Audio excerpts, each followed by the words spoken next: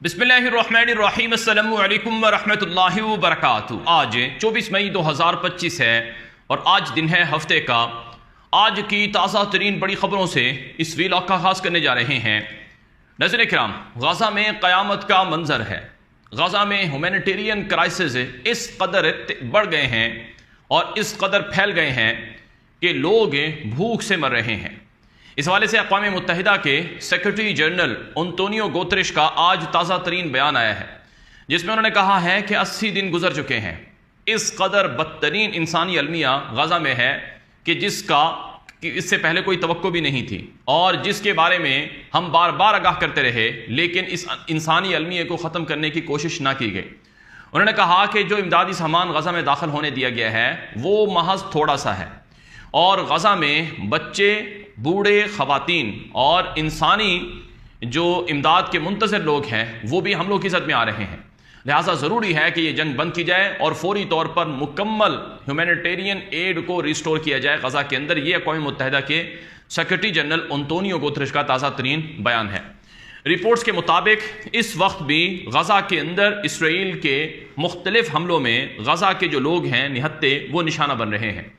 चुनांचे पिछले 10 दिनों से यानी 13 मई से लेकर अब तक, जब से ट्रंप ने मशरिक़ वुस्ता का दौरा किया है सऊदी अरब का और बाकी अरब मुल्कों का, उस वक्त से लेकर अब तक यौमिया कोई 100 के करीब लोग गज़ा के अंदर है।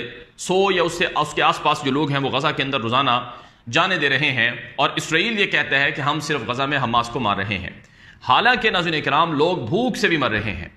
अब ये जो तस्वीरें आई हैं, ये आप तस्वीरें इस वक्त हमारी स्क्रीन पर देख रहे हैं, ये गज़ा के एक बेकरी की तस्वीरें हैं, यानी जहाँ पर ब्रेड वगैरह बनते हैं, ये वहाँ की तस्वीरें हैं। आटा नहीं था और ब्रेड के लिए ज़रूरी सामान नहीं था तो बेकरियाँ बंद हो गई थी। ये वो बेकरियाँ हैं जो अक़वाम मुत्तहिदा चलाता है, यानी जो सिर्फ इंसानी इमदाद के लिए बनाई गई हैं।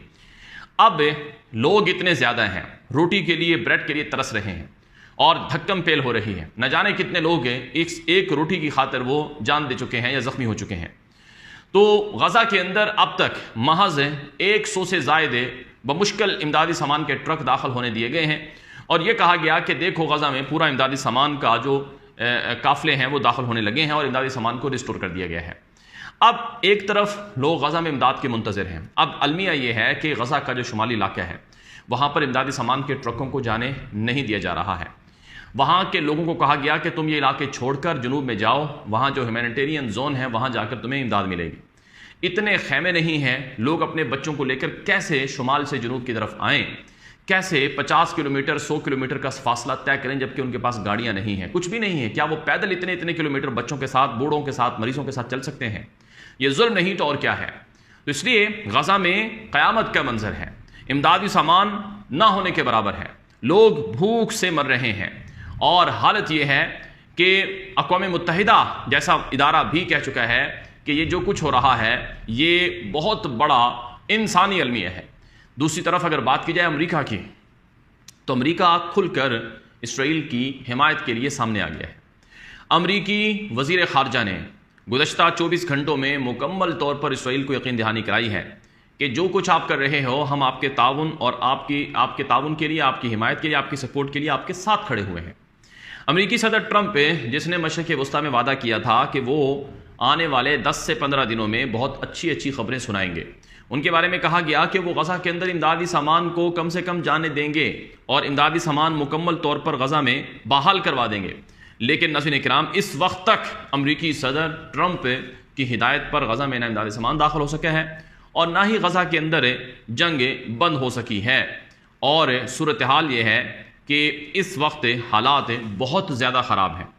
अब इसराइल गज़ा की जंग को बंद करने पर मुकम्मल तौर पर तैयार नहीं है और अलमिया ये है नाज़रीन किराम, अलमिया ये है कि इसराइल की जो अवाम है वो भी ज़ाहिरन, ये सर्वे आते रहे, ज़ाहिरन ये चीज़ें होती रहीं कि इसराइल की अवाम भी गज़ा के अंदर जंग की मुखालिफ है, वो नेतन्याहू से इस्तीफ़े का मुतालबा कर रही है वगैरह वगैरह। ये चीज़ें हम आपको बताते रहे क्योंकि इसराइली मीडिया बताता था। आज जो ताज़ा तरीन खबर आई है, ये इस वक्त मेरे सामने ये रिपोर्ट है जो एक सर्वे की शक्ल में नशर हुई है और ये सर्वे बुनियादी तौर पर हेरिटेज या हर्टेज जो इसराइल का मशहूर अखबार है उसने नशर किया है। 82% इसराइली, 82% इसराइली समझते हैं कि फ़लस्तीन के लोग जो गज़ा में रहते हैं उन्हें ज़बरदस्ती डिपोर्ट कर दिया जाए اور انہیں وہاں سے نکال دیا جائے۔ جب اسرائیل کے لوگ یہ بات سمجھتے ہیں تو پھر ان کی عوام، ان کے جو حکمران ہیں وہ پھر کیوں کر غزہ میں جنگ یا لوگوں کو زبردستی ڈپورٹ نہیں کریں گے؟ پھر یہی نہیں، 56% ایسے ہیں جو کہتے ہیں کہ فلسطینیوں کو ان علاقوں سے بھی نکال دینا چاہیے جو اسرائیل نے 1948 کے دوران قبضہ کیے تھے، یعنی جو عرب علاقے ہیں اسرائیل کے اندر کے، ان علاقوں سے بھی عربوں کو، فلسطینیوں کو نکال دینا چاہیے۔ تو یہ ہے فورسڈ ڈسپلیسمنٹ، اور یہ ہے اسرائیل کے اندر سے لوگوں کی رائے۔ تو اس سے آپ اندازہ لگا لیں کہ چاہے اسرائیل کے اندر نیتن یاہو کی حکومت ہو اور اس سے وابستہ ان کے حمایتی ووٹرز ہوں یا متشدد صہیونی ہوں یا پھر سیکولر لبرل اسرائیلی، وہ سب کے سب فلسطین کے غزہ کے لوگوں کو غزہ سے نکالنے کا مطالبہ کر رہے ہیں، جس بات کی واضح طور پر دلیل ہے کہ اس مسئلے کا اس کے علاوہ کوئی حل نہیں ہے کہ فلسطین کی آزاد اور خود مختار ریاست بنائی جائے، لیکن بہرحال اسرائیل اس کے لیے تیار ہی نہیں ہے۔ بہرحال ایک اور خبر آپ کے سامنے رکھیں گے، یورپی ممالک سے، یورپی یونین سے یہ خبریں آ رہی ہیں کہ جو کچھ غزہ میں ہو رہا ہے یہ اعلیٰ ترین درجے کی نسل کشی ہے۔ یہ یورپی یونین کی طرف سے یہ بات کہی گئی ہے، اور یہی نہیں ناظرین کرام، جو اس وقت رپورٹس آ رہی ہیں ان کے مطابق یورپین ممالک اپنے طور پر اسرائیل پر پریشر تو بڑھا رہے ہیں، لیکن یورپین ممالک نے ابھی تک مکمل طور پر اسرائیل کے ساتھ تجارتی معاشی تعلقات یا ڈپلومیٹک یا پھر جو ڈیفنس ریلیشن ہیں، عسکری تعلقات ہیں، وہ ختم نہیں کیے ہیں۔ تو اس سے آپ اندازہ لگا لیں کہ مغرب اور یورپ جو انسانی حقوق کے علم بردار ہیں، جو دنیا میں انسانیت کے نام پر انسانی حقوق کے آرگنائزیشن بھی چلاتے ہیں، وہ غزہ کے حوالے سے کس قدر خاموش ہیں۔ بہرحال ناظرین کرام، اب ذرا بات کر لیتے ہیں کہ اسرائیل کے اندر کیا چل رہا ہے۔ ناظرین کرام، اسرائیل اندرونی طور پر رسہ کشی میں الجھا ہوا ہے۔ تازہ اطلاعات کے مطابق اسرائیل کا جو نائب آرمی چیف تھا سابق، یائر گولان، جو اس وقت ڈیموکریٹ پارٹی نامی جماعت کا حصہ ہے اور اسرائیلی پارلیمنٹ کا رکن ہے، جس نے 2-3 دن پہلے یہ بات کہی تھی کہ کوئی عقل مند ریاست شوکیہ بچوں کو نہیں مارتی ہے، یعنی اسرائیلی فوجیں غزہ کے اندر شوکیہ بچوں کو مار رہی ہیں، یہ ان کا بیان تھا۔ تو ان کے اوپر نیتن یاہو کی حکومت کے وزیر دفاع اسرائیل کاتس نے پابندیاں لگائی ہیں کہ وہ آج کے بعد اسرائیلی فوج کی یونیفارم پہن کر کسی بھی فوجی تقریب میں، فوجی اڈے میں یا کسی بھی فوجی ایونٹس میں نہیں جائیں گے، جس پر دونوں کے بیچ کافی لڑائی ہوئی ہے۔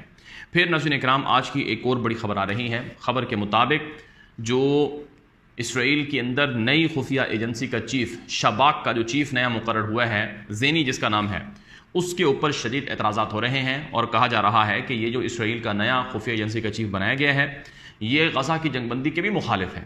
اب آپ تصور کریں، پچھلے 19 مہینوں میں اسرائیل کی خفیہ ایجنسی شباک کا جو چیف تھا رونین بار، وہ بہرحال غزہ میں جنگ کو بند کر کے ڈیل کی بات کرتا تھا، لیکن یہ جو نیا چیف اسرائیل کا وزیر اعظم نے بنایا ہے یہ تو ڈیل کے بہت مخالف ہے، اور یہ کہتا ہے کہ ہمیں ڈیل نہیں کرنی چاہیے، ہمیں جنگ جاری رکھنی چاہیے، اور ہم لڑائی جب تک نہیں جیتیں گے تب تک ہمیں جنگ بند ہی نہیں کرنی چاہیے۔ اور یہ وہ شخص ہے جس کے اوپر الزام ہے کہ نیتن یاہو نے اس کے ذریعے سے قطر سے خفیہ طور پر پیسے بھی وصول کیے ہیں۔ اب اپوزیشن جماعتیں، جیسے کہ یار لبید اپوزیشن لیڈر ہے، اس نے کہا کہ نیتن یاہو کہتا ہے کہ یہ جو میجر جنرل زینی ہے یہ دراصل 7 اکتوبر سے پہلے اسرائیل کو 7 اکتوبر جیسے حملوں سے بچانے کا ذمہ دار تھا، یعنی اس نے بڑا کام کیا تھا۔ تو پھر جس شخص نے نیتن یاہو نے 7 اکتوبر کے حملے کو نہ روکا تو اس کا پھر کیا انجام ہونا چاہیے، اسے عہدے سے ہٹا دینا چاہیے، یہ یار لبید نے اپنے بیان میں یہ بات کہی ہے۔ بہرحال ناظرین اکرام، اس وقت اندرونی طور پر اسرائیل میں بے حد رسہ کشی چل رہی ہے۔ عالمی سطح پر اگر بات کی جائے تو پوری دنیا میں غزہ کی جنگ کو بند کرنے اور مکمل طور پر انسانی حقوق کی بحالی کا مطالبہ غزہ کے اندر کیا جا رہا ہے، جیسا کہ اردن کے اندر احتجاج ہوا، یمن کے اندر ہوا، مراکش کے اندر ہوا، لندن کے اندر ہوا، اور دنیا کے بے شمار ملکوں میں احتجاج ہو رہا ہے۔ ایک اور خبر آ رہی ہے کہ چھوٹی چھوٹی جو معصوم بچے ہیں وہ غزہ کے اندر اسرائیلی حملوں کی زد میں آ رہی ہیں۔ یقین حماد نامی ایک چھوٹی بچی تھی غزہ کی، جو سوشل ایکٹیوسٹ تھی اور جو قرآن مجید کی حافظہ بھی تھی، وہ گزشتہ روز اسرائیل کے حملے میں وہ جان کی بازی ہار گئی ہے۔ رپورٹ کے مطابق اس جیسی کتنے بچے ہیں، کتنے سوشل ایکٹیوسٹ تھے جو حملوں کی زد میں آئے، اور وہ جو اپنی جانیں ہیں وہ اسرائیل کی وجہ سے انہوں نے قربان کر دیں۔